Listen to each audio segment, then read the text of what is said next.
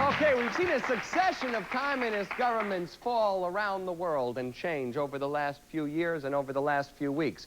But two of the strongholds of communism that still exist, actually there are a few more, China and in our own hemisphere, Cuba.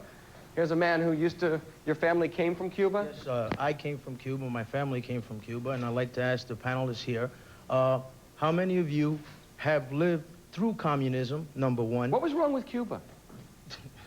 What isn't wrong with Cuba? Okay. I mean, the people are starving. That's why the majority of us are here. You know, I just read in the papers the other day, though, two dissidents wanted to speak out about forming another political party other than the Communist Party. Right. They were beaten by a crowd who called them worms and said they were... See, in any communist country, you don't have an opinion, you don't have a home, and you don't have anything to do. How did your family get over here? Well, someone from my family originally escaped from Cuba on a fishing boat, and then they claimed us as part of the family, and then we were brought over by paying the country money so we can get out. All right, if Cuba is such a great place, or communism is so wonderful, and communism has transformed Cuba, why don't they just open their borders and let people leave if they want to? Why not? They did it. What was Marielle about? Marielle was about getting people out because they were not agreeing with the government, and the man does not have the guts to face the country, okay? And I'll tell you what, if he doesn't go down in a month or 2 months, he's probably gonna have to open another port to let the people out, and I'll tell you something right now, pretty soon he'll be there by himself. Because they're not gonna wanna stay there. The people are getting out and getting out. I think quick. Bob Grant could tell us what Marielle was about. Bob? The Marielle boat ride, that was another fiasco that was committed by Jimmy Carter back in 1980, in which Fidel Castro let loose from his jails and insane asylums 125,000 individuals he didn't want in Cuba. They came here, and about 31,000 of them were known criminals with criminal records. I just hope that we can do a program in the very near future, Richard, in which we're celebrating the defeat, the destruction, the end of Fidel Castro. That's next. No, I'd like to say something. Just on Cuba and then on something else. The United Nations sent a Human Rights Commission to Cuba. Now, United Nations, by all standards, is a pretty nonpartisan organization, Well, I don't think everybody would agree on that, just but on this, go ahead. They said that Cuba had one of the cleanest human rights records of the whole hemisphere. So I don't understand, you know, what this is being. Do you know what happens to people with AIDS in Cuba? You talked about free travel. Ma'am, do you know what happens to people with AIDS in Cuba? You talked about free travel. Do you know what happens to people with AIDS in You Cuba? talked about free travel. We cannot go to Cuba Do you know what because happens our to people with AIDS government's in Cuba? embargo. You know what happens to people with AIDS in Cuba? It's against the law to go to Cuba. So I've She never doesn't want been to know, to but Cuba. maybe you want to know. They put them in prison.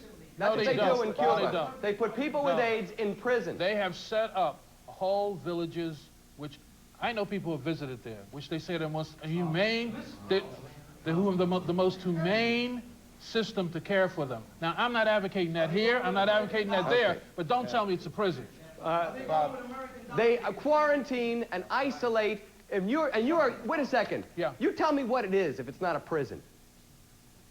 If somebody tells you that you can't leave a place and you've got to stay there and you've got guards keeping you from moving, what the heck is that? Well, Richard, I'm And you not want to know advocating something? it. That's what the whole country is as a I'm prison. not Because advocating you that. can't get out. right. That's one of the things that And freedom we is can't get about. out. Boy, Richard. Richard, I don't know. I'll tell you what. Richard. Get the security guards in here. You're going to stay here all afternoon and Good. sit on this set. I don't care where you have to go, but it's You not have a to prison. enjoy We're it. going to chain them up in the room here, and you can't leave. But it's not a prison. Oh, no, it's not a prison. Richard. Yes. I hired some Cuban people that came in from Cuba when they were all supposed to be bought out from the insane asylums. Some of them paid high prices to fraudulently say they had criminal records to get out of Cuba.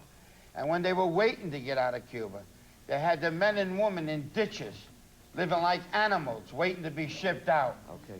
Ma'am, you got a question? Yeah, I'm a student at the University of Massachusetts in Amherst, and the education system is so bad in Massachusetts and New York and California that there's no money for the teachers to make dittos to hand out to their students.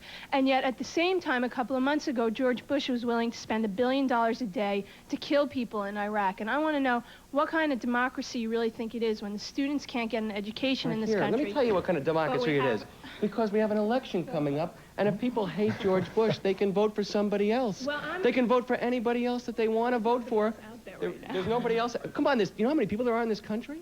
Well, I have a problem. I don't think it's a great democracy here, because I don't think it's fair that they're sending $1 billion a day to pay a war, and George Bush's son was involved in stealing millions and billions of dollars from people, but I can't get an education you were a in this student country. from Massachusetts? Yes.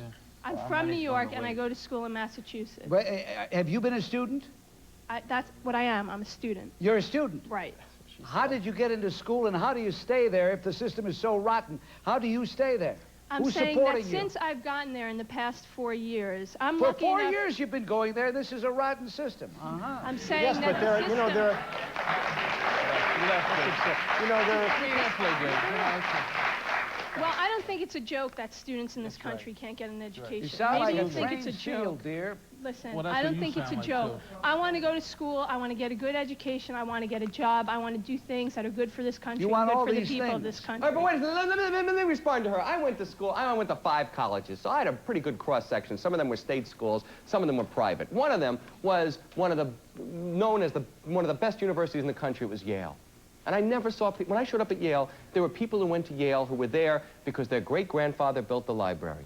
There are people who weren't any smarter than me or 10 other people who were in my high school. I was there on scholarship, and I'm very grateful to the government, and I'm very grateful for work-study programs, that I could work while I was in school, that I had scholarships, that I was there. But there were people who were there who were stupid because they were stupid people. There were stupid rich kids there who had gone to a prep school, who knew about interest rates, who knew what a salad fork was and I didn't know, who knew what that little lemon thing is that you squeeze. You know, I'd never seen that before. But they weren't smart. They hadn't read books. They didn't know anything about... What? What's the point? The point is this, is that the privileged class does get special treatment in this country. We'll always have a privilege. Human nature being what it is, we always will have.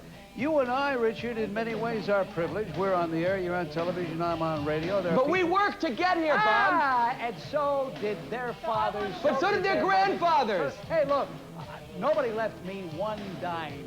When my father died, he had no money, none whatsoever. So what? I'm going to be able to leave my children something. Aren't you going to be able to leave yours? Isn't that the way it works? I don't have any children. But let's talk about democracy. I'll have to leave it to her so she can go to college. We're going to take a break. We'll be right back.